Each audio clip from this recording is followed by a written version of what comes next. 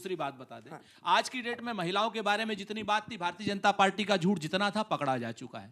अब आप आ जाइए भ्रष्टाचार पर। आप कोई ऐसी सरकार देखें बच्चों, 17 दिन में 12 पुल गिर जाते हैं। इनके यहां पे 17 दिन में 12 पुल गिरते हैं और 7,581 करोड़ का क्या नाम पुल पुलिया, 130 पुल पुलिया जो है इनके यहाँ चूहा खा जाता है। ठीक है गौरव जी, चूहा खा जाता है। इनके यहाँ पर 1,000 करोड़ का बांध जो है वो चूहे खा जाते हैं। 9 करोड़ लीटर दारू चूहे पी जाते हैं। चलिए इनके यहाँ भ्रष्टाचारी जो है 9 करोड़ लीटर चूहे दारू पी जाते हैं। और बाकी भाई की बात कहेगी, नीतीश जी और मोदी जी भाई हैं, तो यही भाई ने डीएनए मांगा था। बिहार का डीएनए नीतीश कुमार जी का डीएनए मांगा था और नीतीश कुमार जी ने बाल और नाखून 1 करोड़ काटकर दिल्ली भेजा। आज तक डीएनए का रिपोर्ट बड़े भाई ने नहीं दिया नीतीश कुमार जी को। अब आइए, ये कह रहे थे कि 10,000 रुपये।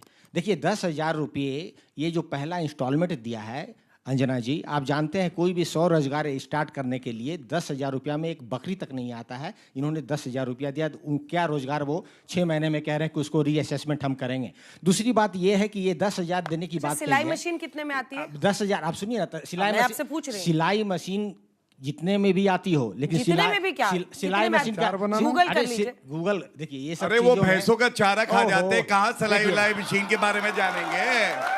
अब सिलाई मशीन देखिए, इनके पास जो है बड़े बड़े पॉलिटिकल जार्गन है, थिएट्रिक्स हैं, इसके अलावा कुछ नहीं है। तथ्यों पे ये बात नहीं करते। सिंपल सवाल पूछ रही हूं, उसका जवाब दीजिए। सिंपल सवाल ये है कि 10,000 रुपये में कोई इन्वेस्टमेंट नहीं होता है। और अगर स्टैंडर्ड इंटरनेशनल स्टैंडर्ड सेट है कि कोई भी अगर आप पैसा लगाते हैं उसका 25% ही साल में मुनाफा होता है। अगर 1 लाख रुपया लगाया है तो 1,25,000 रुपया आप कमाएंगे, 25,000 रुपया ही होगा। यहाँ पे 10,000 रुपया आप दे रहे हैं, बोलने दीजिए, 10,000 रुपया दे रहे हैं तो 10,000 रुपया में 12 महीने का जो खर्चा है 2,500 रुपया आएगा फायदा, और वो पर मंथ से जोड़ लीजिए तो 250 रुपया पर मंथ आप दे रहे हैं फायदे के तौर पर। अब आइए तेजस्वी जी 2,500 रुपया पर मंथ दे रहे हैं।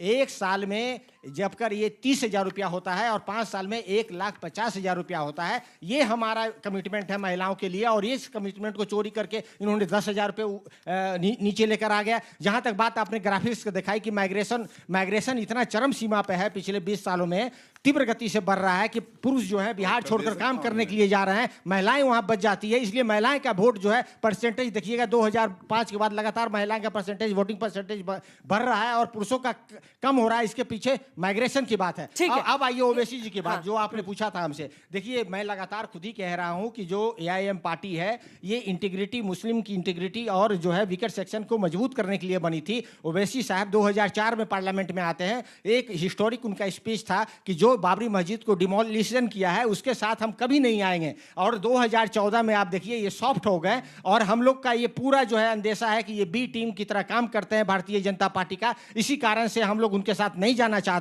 और उनके जो विधायक थे तो लिख रहे हैं उनको साथ करिए, आपका वोट नहीं कटेगा। हम क्यों आएंगे? जो बीजेपी का बी टीम है 2014 के बाद उनमें तब्दीली आई है। बाहरी क्यों कहते हैं?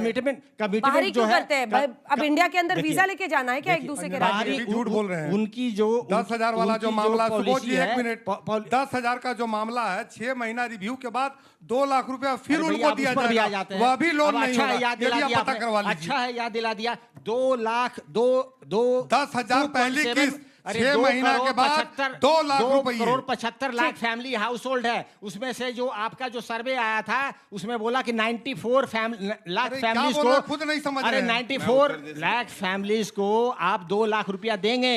और वो जो है फेज मैनेजमेंट में था, ये इंस्टॉलमेंट में है। इंस्टॉलमेंट और फेज मैनेजमेंट आपको नहीं समझ में आता है। अब आप गौरव जी सबका जवाब दीजिए और युवाओं से भी सवाल लूंगी। बोलिए गौरव जी। सबसे पहले शुरुआत इससे होनी चाहिए, ये 9वीं फेल वाले क्या जाने 10,000 रुपए ईमानदारी के क्या होते हैं। गौरव थिएट्रिक्स फिर करोगे, इंटायर पॉलिटिकल साइंस वाले जिस चीज की डिग्री देखो आप इस पे आओगे, जो चीज गौरव भाटिया साहब इस पे आएंगे तो मैं छोड़ूंगा नहीं। इनके पास कुछ नहीं है मैडम, इनके पास कुछ नहीं है, सिर्फ पॉलिटिकल जार्गन है, थिएट्रिक्स है और यही सब ये शब्द बोलते हैं। ये कटाक्ष और समाज में जो है द्वेष फैलाने वाली बातें ये करते हैं। डिबेट में भी वैसा ही लाते हैं। चौथी फेल की बात नहीं करते, 7वीं पे चले जाते हैं। 9वीं फेल है, चौथी फेल है। पॉलिटिकल साइंस पूरे देश का डिग्री मांग रहा है। कोर्ट ने, चलिए मैं मान लेता हूं, प्रधानमंत्री कितने कोर्ट में मुद्दे पर मैडम कोर्ट से बोला गया कि हम डिग्री नहीं दिखाएंगे, दूसरे को डिग्री मांगेंगे। मैं अकेला आदमी है जो डिग्री ये हमला आपकी पार्टी पर भी होता है कि दो गुजरात के लोग, अकेला शख्स है कि जो डिग्री नहीं दिखाता। डिग्री नहीं दिखाएंगे, दूसरे का डिग्री मानेंगे। ये है इनकी नीति। प्रधानमंत्री जी जब हलफनामा देते हैं थोड़ा संविधान पढ़िए, सुप्रीम कोर्ट 2007 से प्रधानमंत्री क्यों बोल रहे हैं? ठीक है, कोई बात बहुत गलत है, कमजोर बहुत खिलाड़ी गलत है। बुला पुलिस लिया का आपने। राजनीति से कोई लेना देना नहीं था, उनको घसीटा चुनाव में। अंजना जी, आपको नहीं पता मेरी भी मां मर चुकी है, मेरी भी मां मर चुकी है, और मेरी भी मां को इनके राष्ट्रीय प्रवक्ता जो नरेंद्र मोदी जी के सबसे नजदीक हैं, प्रेम शुक्ला, उन्होंने भरे मंच पर, आपके मंच पर गाली दी थी। और आपने उनके पिताजी के लिए क्या कहा था बताइए? नहीं कहा था, मैं राजनीति छोड़ दूंगा। अगर अब ये बीच में अब दूसरों के Gaurav ji, let him complete। एक लाइन मैं आपसे जवाब लूंगी, एक लाइन मैं आपसे जवाब लूंगी। मैं एक लाइन बोलूंगा, उसके बाद चुप हो जाऊंगा इनके क्या? सम्मान में। क्या लाइन ये है, वीडियो दर वीडियो दूसरे के बाप और माँ को गाली देंगे, ठीक है, और हो गया। अपने पे आएगी तो Let him गाल complete। लगेगी। ये भी गलत है, Let him जान complete। लीजिए। मैं जिम्मेवारी से कहता हूं, मैंने अगर प्रेम शुक्ला के पिताजी को अगर कोई गाली दी हो या उनकी मां को गाली दी हो तो मैं राजनीति तक छोड़ने के लिए तैयार हूं। लेकिन ये लोग मेरी मरी हुई मां को, मेरी भी मां क्या नाम जो है इस दुनिया में नहीं है, और मेरी भी मरी हुई मां जो है इस समय राजनीति में भी नहीं थी। सच बात यह है कि उस समय मैंने प्रधानमंत्री जी को पत्र लिखा था और प्रधानमंत्री जी की तरफ से कोई जवाब नहीं आया, कोई खेद नहीं व्यक्त किया गया, कोई अमित शाह नहीं बोले, कोई जो है प्रेम शुक्ला तक ने खेद नहीं व्यक्त किया। यहां पर तो हमारा कोई कार्यकर्ता था या नहीं था वो भी क्लियर नहीं है, उसके खिलाफ एफआईआर हुई, वो पोस्ट पे बात सुन लीजिए ना, वो जेल गया। वो तो कांग्रेस ने पोस्ट किया था। सुन लीजिए, आप वीडियो तो कांग्रेस ने पोस्ट किया। एआई वीडियो आया, एआई वीडियो आया, एआई वीडियो हमारे हिसाब से ठीक था। अच्छा, कोर्ट ने कहा हाँ, एक वोट मत देना, दूसरों की माताओं को गाली देना ठीक बता रहे हैं। एक वोट मत देना ऐसे लोगों को। अगर उस वीडियो में, अगर उस एआई जनरेटेड वीडियो में बच्चों सब लोग देखना उस वीडियो को, अगर एक गाली हो तो एक भी वोट कांग्रेस को मत देना, और अगर उसमें गाली नहीं हो तो भारतीय जनता पार्टी, झूठी भारतीय जनता पार्टी हाईकोर्ट ने हटाने का आदेश मुंह पर जो है हाईकोर्ट ने। आप देखिए, फिर आप बोलते हैं उनको मैं रोकती हूँ, ये तो गलत है ना। Wait for your turn sir, wait for your turn. मैं फिर जिम्मेवारी से कहता हूं, अगर उस एआई जनरेटेड वीडियो में बच्चों एक भी कांग्रेस ने गाली दी हो तो कांग्रेस को वोट मत देना। ठीक है, और अगर गाली नहीं दी हो तो भाजपा को वोट मत देना। छोटे छोटे सवाल। मेरा सवाल सर से है। सर ने कहा अभी कि जो है गाली दी गई है, तो मैं कहना चाहूंगा प्रधानमंत्री मोदी जी ने भी कई बार सोनिया जी के लिए और मनमोहन जी के लिए अपशब्दों का प्रयोग किया है, उस पर आप क्या बोलेंगे? जवाब दीजिए, जवाब दीजिए। 2007 सबसे पहले देख लीजिएगा, मौत का सौदागर गाली किसने दी? सोनिया गांधी ने स्वयं दी, स्वयं दी। और अगर कोई राजनीति में रह के दूसरों को गाली देता है, चुने हुए मुख्यमंत्री को गाली देता है, ये उतना ही गलत है। और तब भी मैं आज एक बात कहता हूं, मैं भारतीय जनता पार्टी का सिपाही हूं। सोनिया गांधी जी का स्वास्थ्य ठीक नहीं था, 2 बार बता सकता हूं। नरेंद्र मोदी जी ने कहा मैं कामना करता हूं आप जल्दी स्वस्थ हो। यही स्वस्थ प्रणाली है। और सोनिया गांधी और राहुल गांधी कानून से ऊपर नहीं है कि देश के चुने हुए प्रधानमंत्री और मुख्यमंत्री को गाली देंगे। चौकीदार चोर है कहने की हिम्मत कैसे पड़ती है, आप बताइए? क्या ये गाली नहीं है?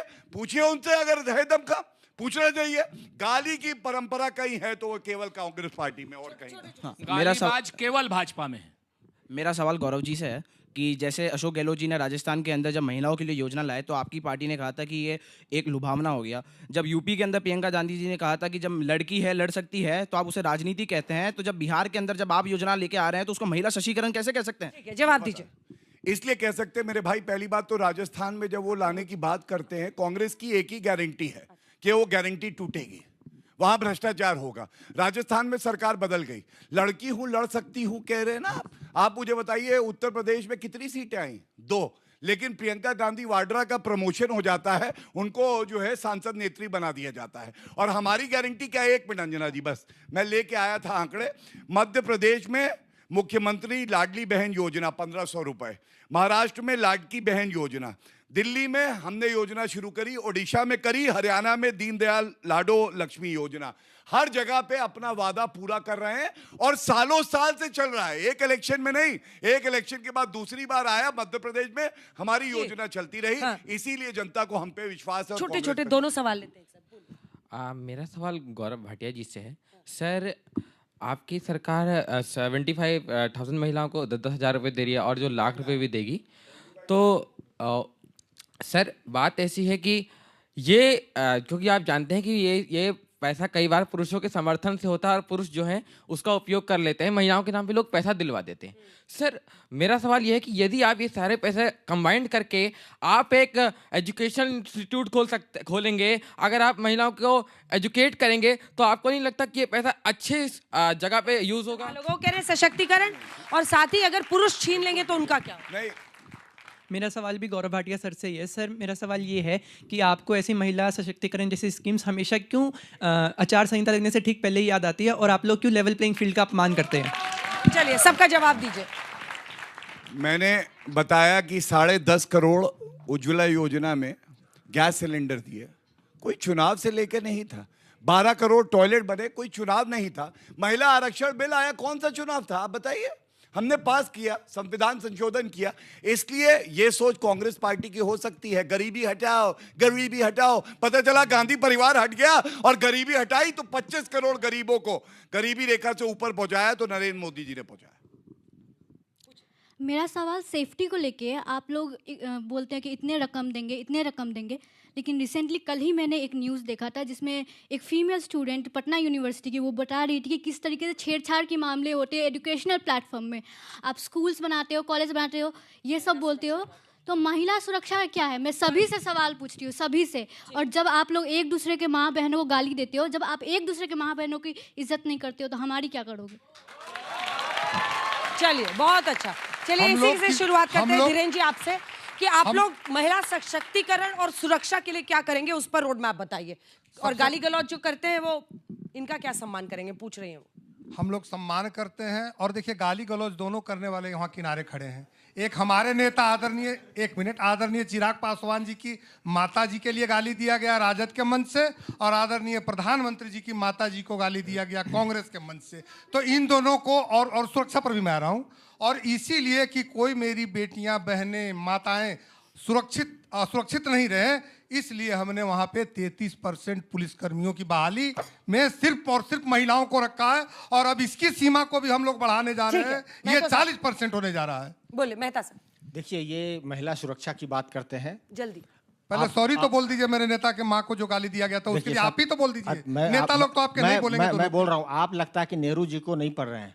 नेहरू जी को भैया, अभी हम अपने नेता की माता जी नेहरू जी को डोंट स्पेयर मी शंकर, जो कार्टूनिस्ट थे, डोंट स्पेयर मी शंकर, जो नेहरू जी, उनके ऊपर जो है इंफॉर्मेशन डिपार्टमेंट जो है ब्रॉडकास्टिंग मूवी बनाई थी, जिसमें नेहरू जी को रोते हुए दिखाया गया, नेहरू जी को 1962 की लड़ाई में दिखाया गया। और एआई का जो आज तक है, माता जी को गाली दिया गया, कोई मंच पे हमारे किसी माता पिता को गाली नहीं दिया गया। वीरेंद्र जी आप ये मान लीजिए, और जहां तक वीडियो की बात रही है, वीडियो में कोई गाली नहीं दिया गया। आप अपने शब्द हमारे मुंह में मत लगाइए। कोई नहीं। अब जहां तक महिला सुरक्षा की इन्होंने बात कही, आज ही पटना में 3 बलात्कार हुए हैं बिहार में। आप खुद ही देखिए क्या महिला सुरक्षा है। इन जिन बच्चों का ये जो क्वेश्चन है यहाँ पर, आप देखिए स्कूल और कॉलेजेस वहाँ पर कितने हैं, महिलाओं का ड्रॉप रेट कितना है। स्कूल में 40% जो है बच्चे ड्रॉप कर जाते हैं, हायर सेकेंडरी में नहीं जा पाते हैं। 6% जो है आपके पूरे ग्रेजुएट है, महिलाएं कॉलेज नहीं पहुंच रही हैं। 262 कॉन्वेंट कॉलेज है मात्र बिहार में, मेडिकल कॉलेज मात्र 13 मेडिकल कॉलेज है, गवर्नमेंट कॉलेज। आप देखिए सुरेंद्र जी, अब टाइम खत्म हो गया सर, मैं टाइम ही नहीं दे सकती सुरेंद्र जी।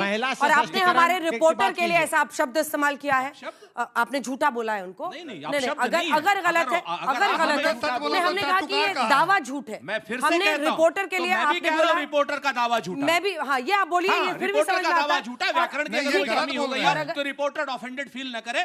रिपोर्टर का दावा झूठा है, ठीक है। एक बात। और अगर आप गलत साबित होते हैं तो आप इसके लिए माफी भी मांगे, ठीक है। अब आप अपनी बात कंक्लूड कीजिए।